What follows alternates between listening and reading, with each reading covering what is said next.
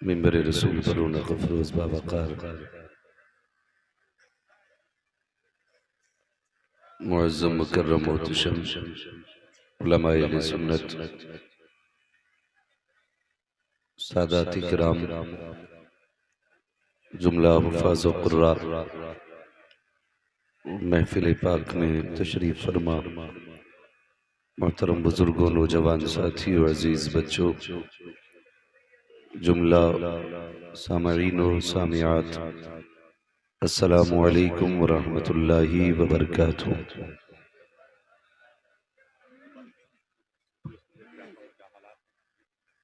अस्सलामु अलैकुम।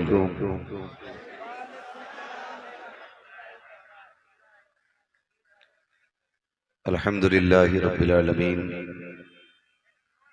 वल आक़िबतु लिल मुत्तक़ीन वस्सलातु वस्सलामु अला रसूलिहिल करीम अम्मा बअद फ़अऊज़ु बिल्लाहि मिनश शैतानिर रजीम बिस्मिल्लाहिर रहमानिर रहीम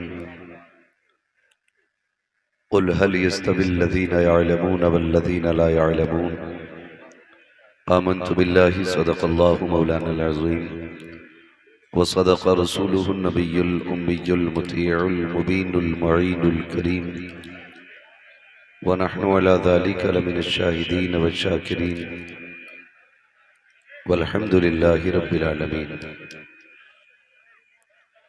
या खुदा बहरे जनाबे मुस्तफ़ा इमदाद कुन, या रसूल अल्लाह अज़ बहरे खुदा इमदाद कुन, या शहीद करबला, या दाफ़िए करबो बला, गुल रुखा शहज़ादे गुलगो क़बा इमदाद कुन।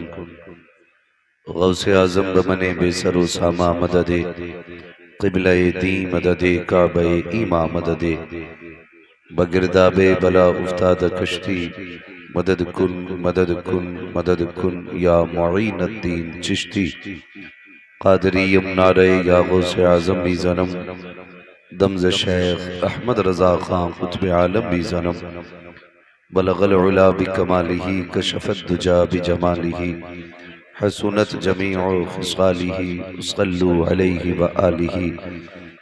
करूँ तेरे नाम पे जाँ फिदा, न बस एक जाँ दो जहाँ फिदा, दो जहाँ से भी नहीं जी भरा, करूँ क्या करोड़ों जहाँ नहीं। आगे से लेके पीछे तक, दाएं से लेके बाएं तक, जितने लोगों को अपने नबी से जितनी मोहब्बत का दावा हो, कोशिश करें उतनी आवाज़ के साथ रसूल और आले रसूल की बारगाह में दुरूद सलाम की डालियाँ निछावर कर लें। पढ़ें बावाज़ बुलंद अल्लाहुम्मा सल्ली अला सय्यदिना व शफ़ीइना व नबिय्यिना व मौलाना मुहम्मदिन बअदिल जूदि वल करम व आलिहि व अस्हाबिहि व बारिक व सल्लिम सलातन व सलामन अलैका या रसूल अल्लाह सल्लल्लाहु तआला अलैहि वसल्लम।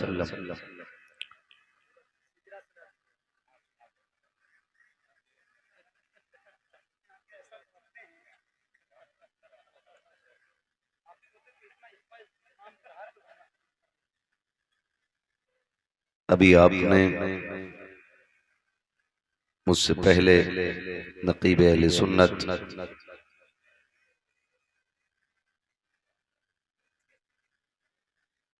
भाई सैयद वारिस चिश्ती साहिब से बड़े अच्छे अंदाज में शायरी समात की। उनसे पहले भाई मोहम्मद अली फैजी साहब जो नात के अशार के जरिए हमें और आपको मुस्तफ़ा के मदीने की हाजिरी करा रहे थे, उन्हें भी आपने बड़े दिल के साथ सुना। मैं दिली मुबारकबाद पेश करता हूँ तमाम अरकान कमेटी को कि आपका ये जलसा अपनी मुकम्मल कामयाबियों के साथ अपनी मंजिल की तरफ रवां दवां है। आपने भी माथे की निगाहों से मुलाहिजा किया कि 3 तलबा के सर पे दस्तारे फरागत बांधी गई है। अल्लाह रब्बुल इज़्ज़त तमाम अरकान कमेटी और मुहिब्बान इदारा को दिन दूनी रात चौगनी तरक्कियां और बरकतें अता फरमाए। बड़ी मोहब्बतों के साथ आपने समाअत किया। रात का यूं समझें आधा पहर बीत चुका है और आधा बाकी है। हजारों साल नरगिस अपनी बेनूरी पे रोती है, बड़ी मुश्किल से होता है चमन में दीदावर पैदा। मुझे आपसे कोई शिकवा नहीं, कोई शिकायत नहीं, सरे शाम से अब तक बैठे हुए हैं। बस इतनी गुजारिश करूंगा कि यहाँ जितनी देर बैठे संजीदगी के साथ बैठे। अगर बात करनी है तो पंडाल के बाहर जाके बात कर लें, काफी जगह है।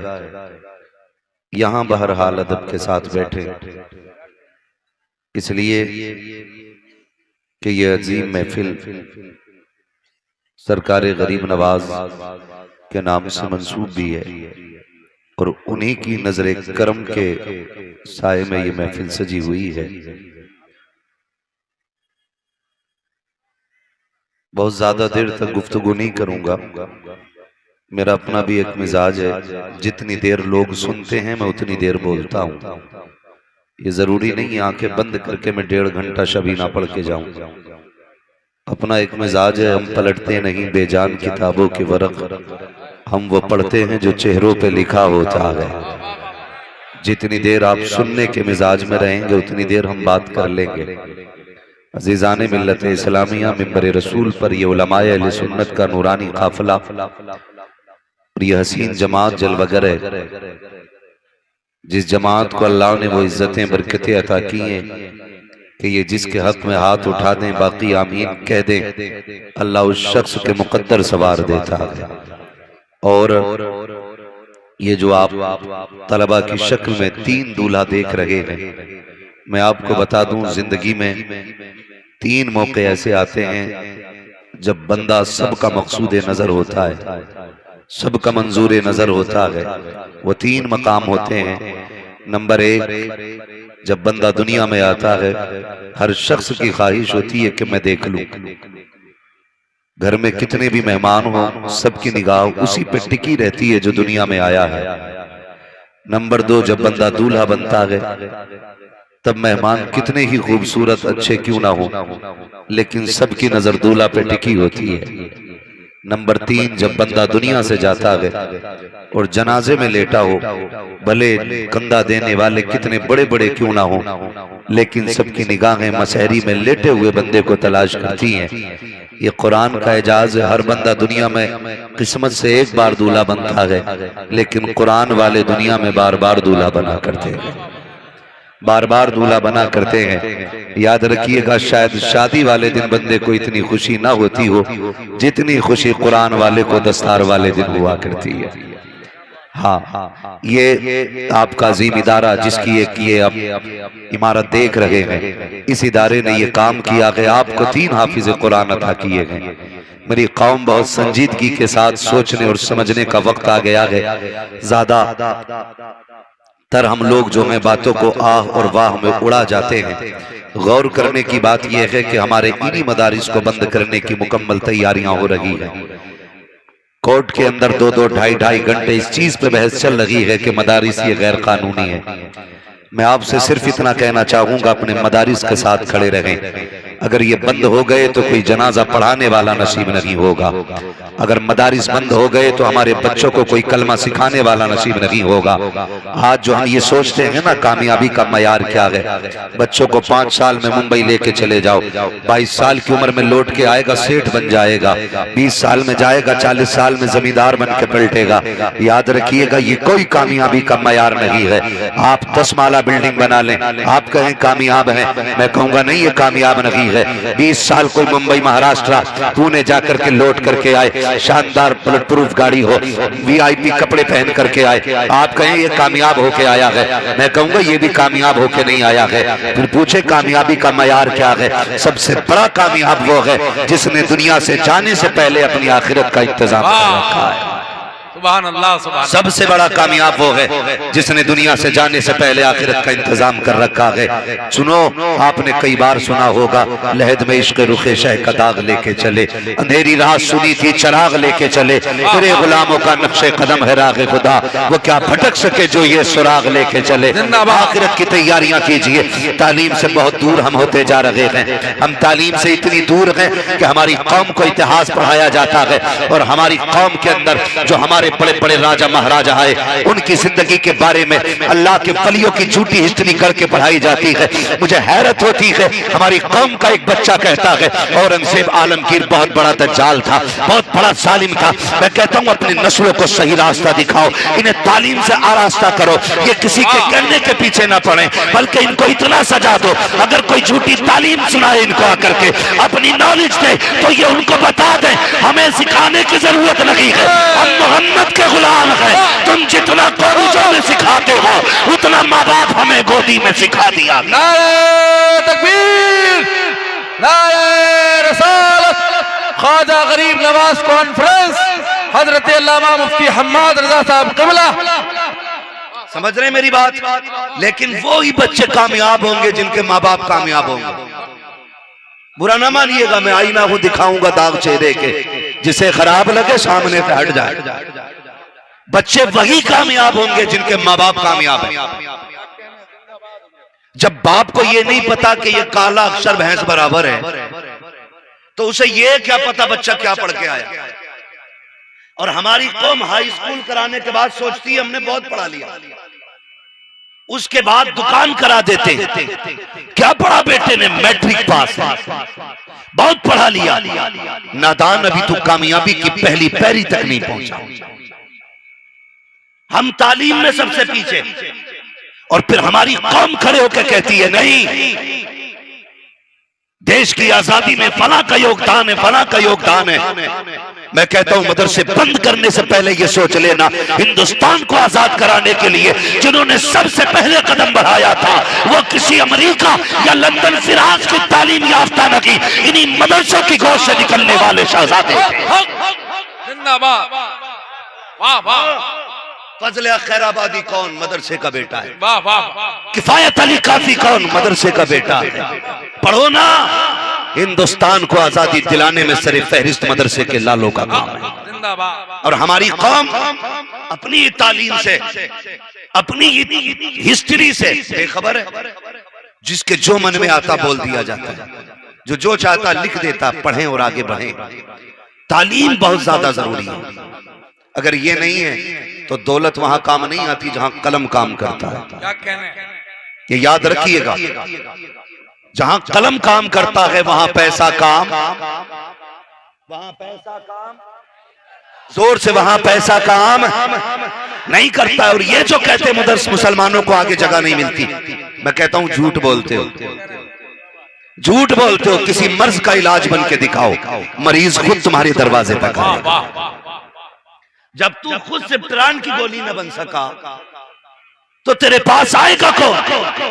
बन किसी कैंसर का इलाज, बन किसी ब्रेन ट्यूमर का इलाज, बन किसी ब्रेन हेमरेज का इलाज।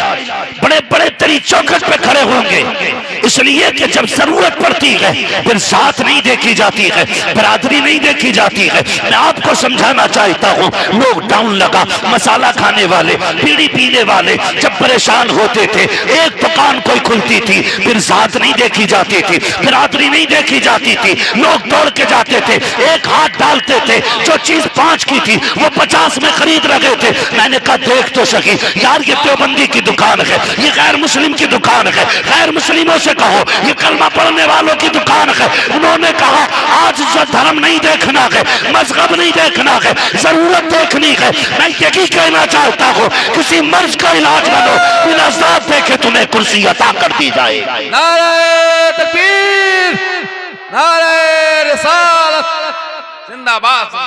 पढ़ो और किसी मर्ज का इलाज बनो।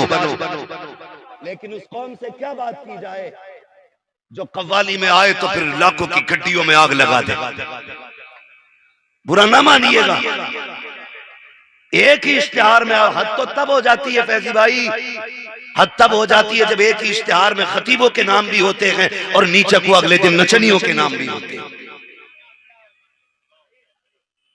आप सिखाएंगे दीन उलमा को या उलमा से सीखेंगे दीन? आप नजला हो जाए तो डॉक्टर के मशवरे के बगैर आप खाना नहीं खाते, और जब दीन में बीमारी लग जाए तो मौलवी के बगैर कैसे जी लेते? दिमाग से फैसला करो। दीन की हमें जरूरत है, दीन को हमारी जरूरत नहीं है, इतराने की जरूरत नहीं है। अगर ज्यादा इतराएंगे खुदा खत्म करके नई कौम खड़ी करेगा। हम अगर ज्यादा इतराएंगे हमारे निशान तक मिटा दिए जाएंगे। और इस्लाम की तारीख रकीक है, अल्लामा रियाज साहब तारीख रकीक इस्लाम की, खुदा की कसम डॉक्टर इकबाल ने कहा था तातार के अफसाने से पासबा मिल गए काबे को सनम खाने से। अगर वो चाहता है तो मिटाने वालों को दीन की हिफाजत के लिए चुन लेता है। जो खत्म करने आते हैं वही बका का झंडा लेके खड़े हो जाया। तुम्हें जिंदा रहना है तो कुछ करना पड़ेगा, तुम्हें जिंदा रहने के लिए कुछ करना पड़ेगा। हाँ, कम से कम कुछ तो करो। पर तारीख पढ़ाई गई, हैरत हुई, दिल दुखा। कहने लगे औरंगजेब जो था ना बड़ा जल्लाद था और बड़ा जालिम था। ये हिस्ट्री पढ़ाई गई। जाओ आज भी बनारस की मस्जिद जाके देखो, जो औरंगजेब आलमगीर के नाम से बनी खड़ी है। ये मस्जिद किसी सऊदिया के लाल ने नहीं बनाई थी, ये एक पंडित की बेटी ने बनवाई थी, क्योंकि उसने औरंगजेब आलमगीर का चेहरा देखा था। हाँ, बुरा ना मानिएगा, ये कड़वी सच्चाई है। आज भी बनारस के अंदर मस्जिद मौजूद है, आज भी मौजूद है। आपने सुना होगा पंडित लाला राम की बेटी शकुंतला थी, हसीन व महजबी थी। और उसी बनारस के अंदर जो कोतवाल था इब्राहिम नाम, जो औरंगजेब आलमगीर के दौरे खिलाफत में वो कोतवाल था, बड़ा याश तबीयत का मालिक था। वो टहलने निकला, ये पंडित की बेटी निकली, नहा करके इसकी निगाह पड़ गई। उसने फौजियों से कहा बताओ भाई ये किसकी बेटी है, पता करो। इस पे दिल आ गया। बहुत गौर से सुनना, मैं इस्लाम की तारीख बता रहा हूँ। कल जब हम इख्तिदार पे थे तो हमने धर्म दे के बगैर इज्जतें बचाई थी। आज तुम इख्तिदार में हो तो हमारी इज्जतें महफूज नहीं है। देखो इस्लाम का शहजादा जब किसी कुर्सी पे बैठता है फिर मुस्तफा जाने रहमत का दौर कैसे याद आता है। तारीख उठा करके देखो, जिस आलमगीर को जालिम कहा जाता है उसी औरंगजेब की कहानी बता रहा हूँ। उसी के दौर में जब शकुंतला पर इब्राहिम लोधी का दिल आया था, इब्राहिम का दिल कोतवाल का दिल आया था। जब उसका दिल आया उसने कहा था मुझे ये लड़की चाहिए, पैगाम भेज दिया था मुझे इसको बीवी बनाना है। जब ये बात पंडित के दरवाजे तक पहुंची, मैं बहुत तफसील के साथ नहीं मुख्तसर अंदाज में बयान कर रहा हूँ, तो उदास हुआ पंडित। बेटी बेटी होती है, बाप का उतरा हुआ चेहरा देखा, कहने लग जाती अब्बा रोज 2 रोटी खाते थे, आज रोटी का पहला लुकमा हलक में कैसे अटक गया, क्यों पानी के जरिए लुकमा उतारा गया है। बाप की आंख में आंसू आ गए। कहा बेटी यहाँ का जो कोतवाल है उसकी निगाह तेरे चेहरे पे पड़ गई है, उसने अपनी दुल्हन बनाने का ऐलान किया है। उसने कहा फिर परेशान क्यों हो? कहा एक मुस्लिम कोतवाल हमारी बेटी को दुल्हन बनाएगा, वो बेटी हमारी इज्जत चली जाएगी। मैं बड़ा परेशान हूँ, मैं बड़ा परेशान हूँ, क्या करूँ? कहा जाओ बाबा बात करो जा करके। गया पंडित उस कोतवाल के दरबार में। कोतवाल ने कहा सुन भाई पंडित, तेरी बेटी पे दिल आ गया है, अगर उसको दुल्हन बना के मेरे घर नहीं भेजा पूरी खानदान की मैं गर्दनें कटवा दूंगा। कराया दौड़ करके बेटी बड़ी बात हो गई है, गर्दन काटने की बात की है। यहाँ के कोतवाल ने चलो ऐसा करते हैं दरिया में कूद के जान दे देते हैं। बच्ची ने कहा बाबा अभी जान देने की जरूरत नहीं है, सुना है मुसलमानों का एक बादशाह है जिसे औरंगजेब आलमगीर कहा जाता है, दिल्ली की जामा मस्जिद पर हर जुमे को सबकी फरियाद सुनता है, एक बार मुझे जाने की इजाजत दी जाए, उसके दरवाजे पे दस्तक देती हो, अगर वहां न सुनी गई फिर मौत को गले लगा लेंगे। खुदा की कसम ये तारीख उठा करके पढ़िए, कहां तक तारीख का चेहरा बस करोगे आप, कितने चेहरे बदलोगे तारीख के। जिस पत्थर को उठा के देखोगे उस पत्थर के नीचे हम नजर आएंगे, जहां उठाओगे जमीन खोदोगे वहीं से हम निकलेंगे। ये तारीख हमारी रखी है। यूं ही लाल किला महफूज नहीं है, यूं की कुतुब मीनार बाकी नहीं है, यूं ही हम अब आज तारीख के अंदर अपने ताजमहल की बातें नहीं करते हैं।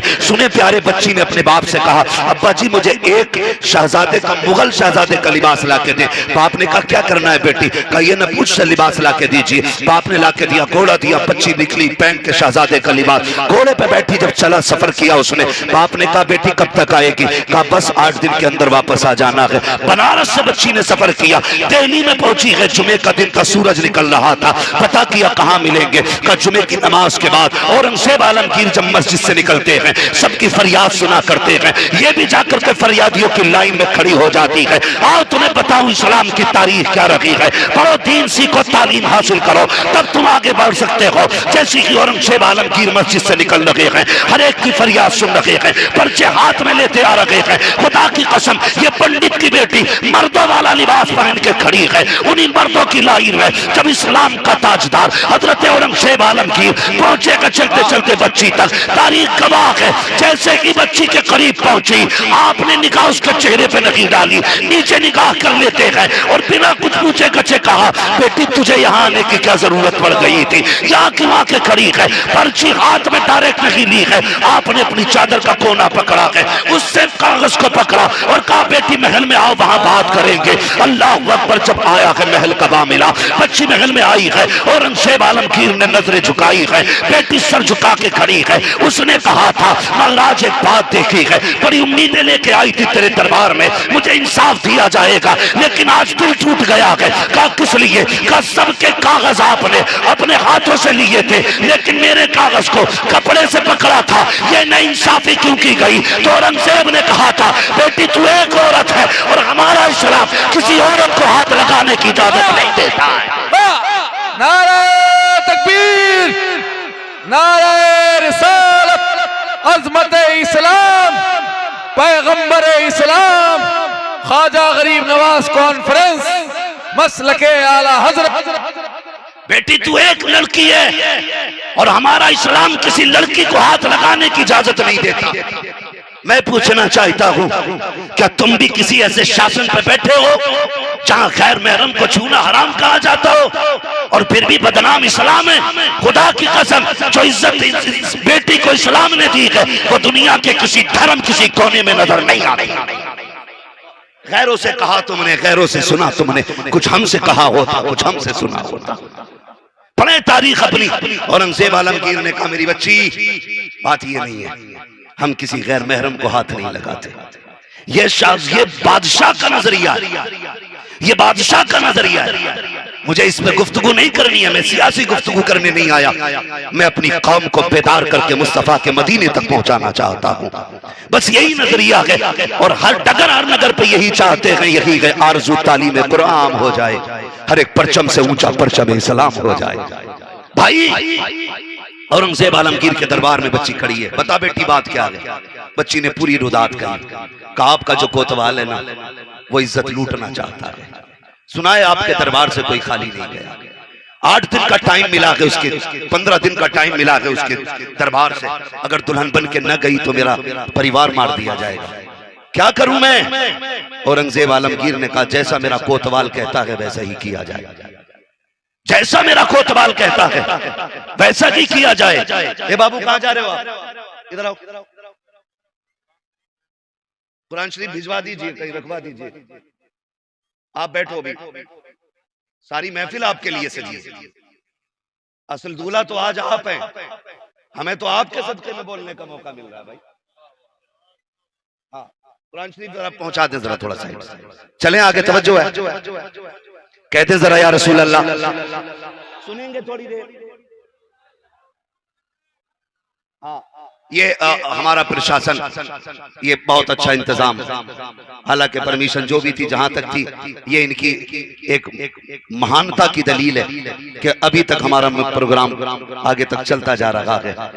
हाँ बस तवज्जो करें, बस थोड़ी देर गुफ्तगू मुलाहिजा फरमा रहे हैं, तवज्जो कहते जरा या रसूल अल्लाह, जोर से बोले। औरंगजेब आलमगीर ने क्या कहा? बोले जैसा मेरा कोतवाल कहता वैसा किया जाए।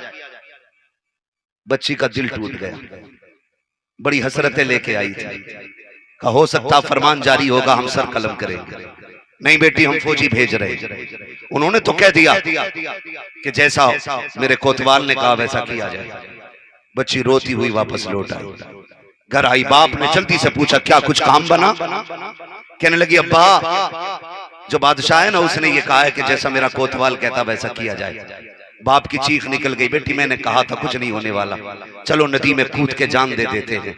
बनारस की बात है, इसी नदी में जान दे देते, इज्जत तो बच जाएगी।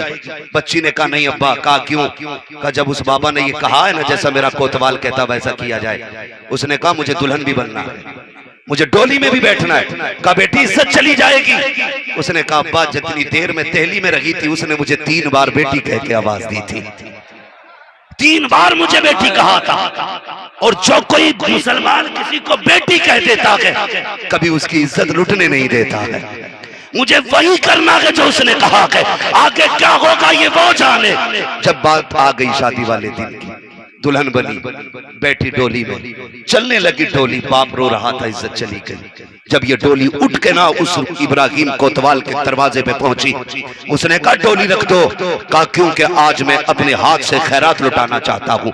खुश था, मगन था बूढ़ा भूसट, इस चक्कर में था जवान लड़की मिल गई है, अय्याशी का उसको नशा चढ़ा था। उसने कहा रखो डोली, और उसके बाद सोने के सिक्कों के तश्त लाए गए। वो यूं उठाता बखेर देता, भिखारियों लूटने वालों की लाइन थी। जब लोग उसकी खैरात लूट रहे थे उसी जमात के अंदर एक पुरानी चादर ओढ़ करके शख्स आगे बढ़ा। उसने कोतवाल के आगे हाथ फैलाया, कहा मुझे भी कुछ दिया जाए। उसने कहा नीचे इतने सिक्के पड़े हैं, उठा क्यों नहीं लेता है? आने वाले ने कहा मैं अलग किस्म का सवाली हूँ, मैं फेंके हुए नहीं उठाता, मेरे हाथ में दिया जाए। जब इतना कहा है उसने जैसी सिक्कों की मुट्ठी भरी है और फकीर के हाथ पे हाथ दिया है। फकीर ने कलाई थामी, एक हाथ से चादर उतारी। तारीख गवाह है चादर के नीचे जो चेहरा नजर आया वो औरंगजेब आलमगीर का चेहरा नजर आ रहा।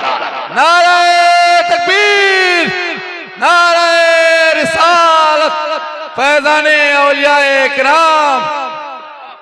वो औरंगजेब आलमगीर का चेहरा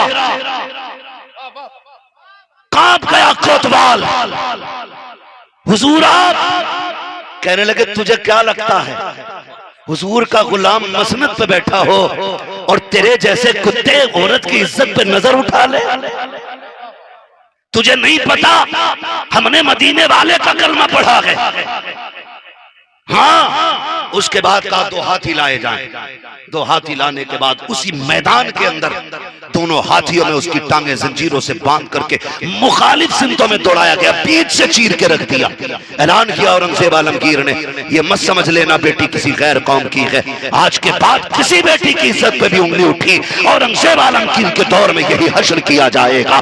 उसके बाद बच्ची निकली है पालकी से, कहने लगी महाराज आप आ गए, मेरे घर चलिएगा। अल्लाह अकबर। औरंगजेब आलमगीर पंडित के घर आए, अल्लाह अकबर कहते हैं बेटी जल्दी कीजिए मुझे पानी दिया जाए पीने के लिए। बच्ची ने कहा आप प्यास ज्यादा लग रही है। कहा जिस दिन तुम मेरे दरबार में गई थी और अपना दर्द बयान किया था उसी दिन मैंने कसम खाई थी उस दिन तक पानी नहीं पीऊंगा जब तक बेटी के साथ इंसाफ नहीं कर दूंगा।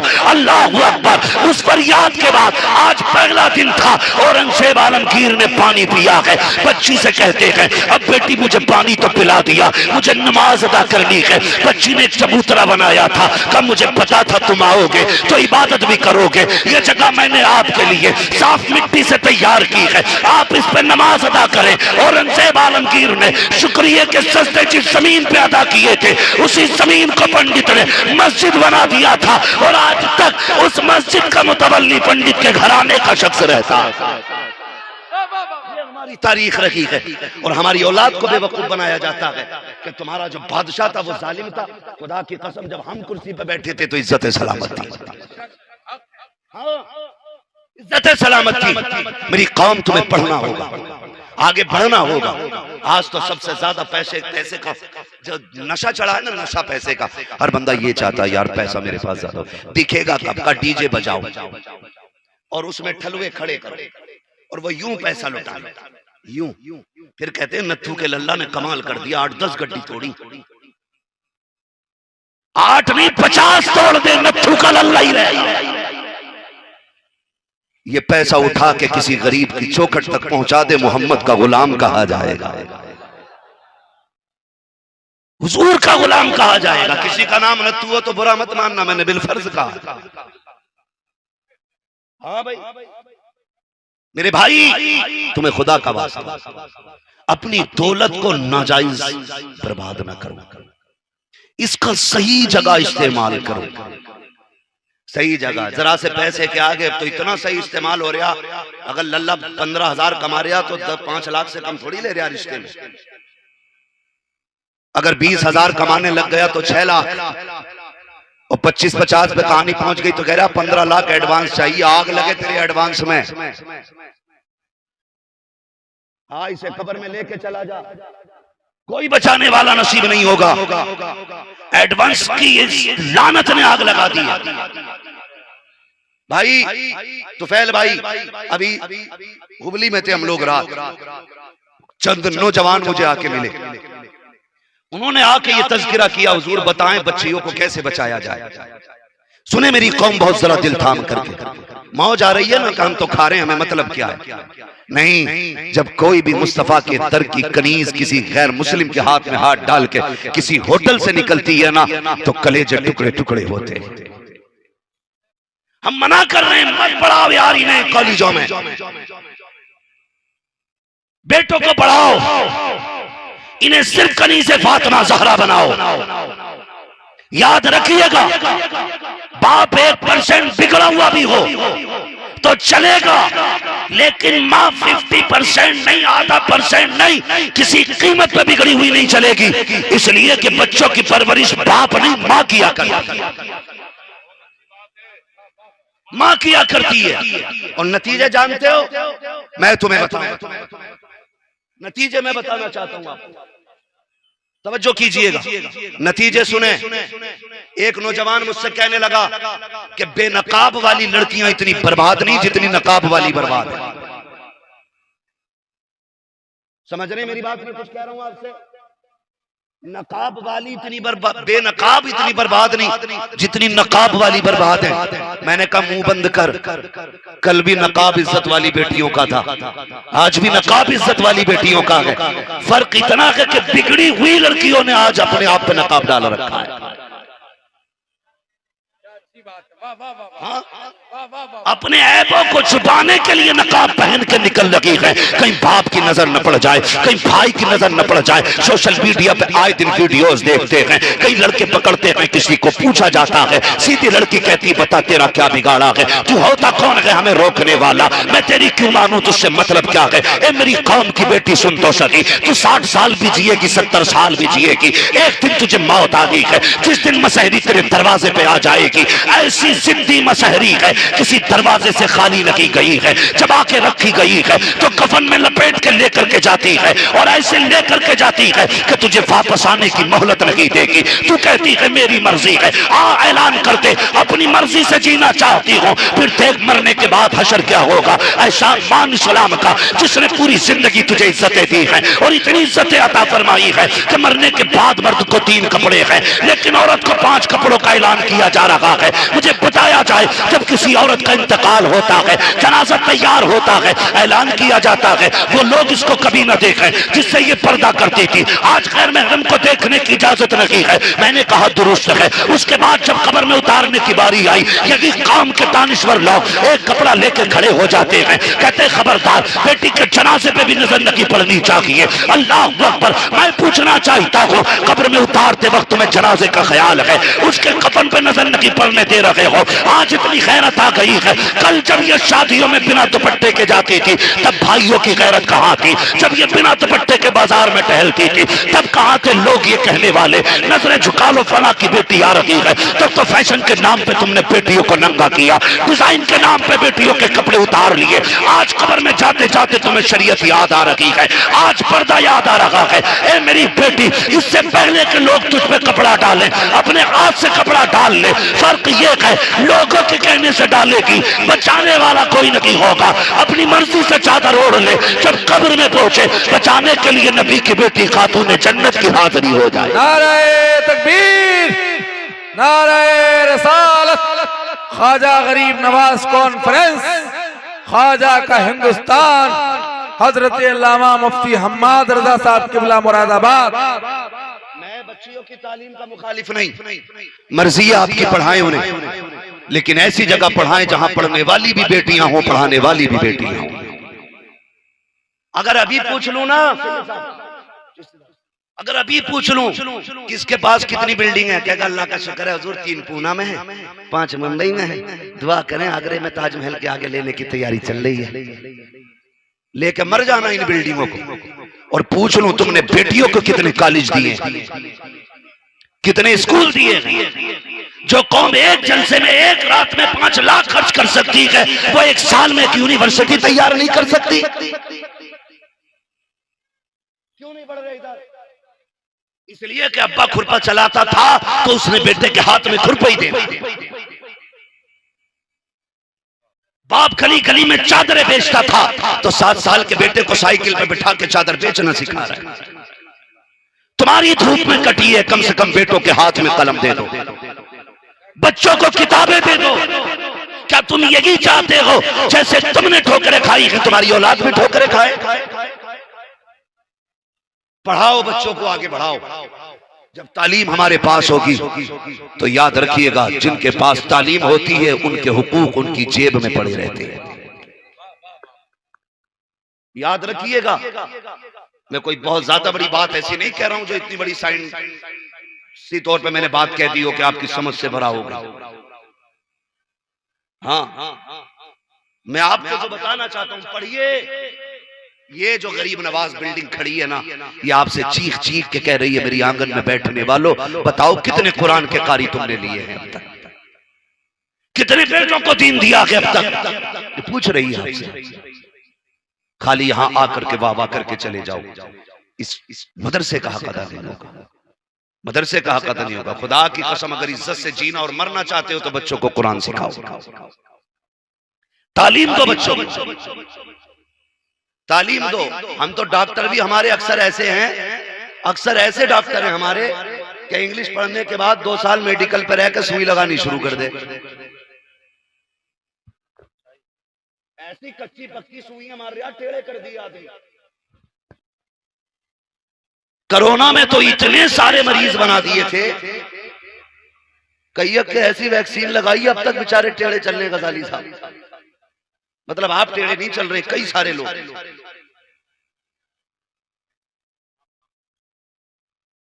समझ रहे ना मेरी बात? तो इस हिसाब से हम लोग काम कर रहे हैं। मेरे भाई पढ़ें, कलम ले। बताओ मुसलमान कितना खुश होता है। हम गए थे, हमें खिचड़ी खिला दी स्कूल में, हमारे टीचर बहुत अच्छे, हमें नकल करा के पास करा दिया। जो कौम नकल करके डॉक्टर बनेगी तो पैरासीटामोल का साल्ट क्या है, वो कौन सी दवा है, ये क्या क्या है उसमें, उसे क्या पता चलेगा यार। अगर कम पढ़ा लिखा इंजीनियर होगा तो पुल और बिल्डिंगें तबाह होंगी, कम पढ़ा लिखा डॉक्टर होगा तो लोग मरेंगे, कम पढ़ा लिखा मौलवी होगा तो ईमान जाएगा। इसलिए मेरे भाई मुकम्मल तालीम हासिल करें और दुनिया को सिखाएं, और दुनिया को ये बताएं हम हुजूर के गुलाम, हुजूर के गुलाम है। ये पूरी दुनिया को बताएं। इस इदारे ने 3 हाफिज कुरान दिए हैं। अल्लाह इस इदारे को दिन दुनी रात चौगनी तरक्की अता फरमाए। ये 3 बच्चे आज दूल्हा बने हैं। अल्लाह इनके माँ बापों की उम्र में बरकत अता फरमाए, इनकी नस्लों में बरकत अता फरमाए। बस यूं समझ लीजिए, हजारों साल नरगिस अपनी बेनूरी पर होती है, बड़ी मुश्किल से होता है चमन में दीदा पर पैदा। अल्लाह ताला हम सब की हाजिरी को कबूल फरमाए। फरमाया गया महबूब फरमा दीजिए, जानने वाले और ना जानने वाले बराबर नहीं है। इल्म सीखिए और नस्लों को आगे बढ़ाइए। वमा अलैना इल्लल बलाग। सारे लोग कलमा शरीफ पढ़ लीजिए, ला इलाहा इल्लल्लाहु मुहम्मदुर रसूलुल्लाह, वमा अलैना इल्लल बलाग। अस्सलामु अलैकुम।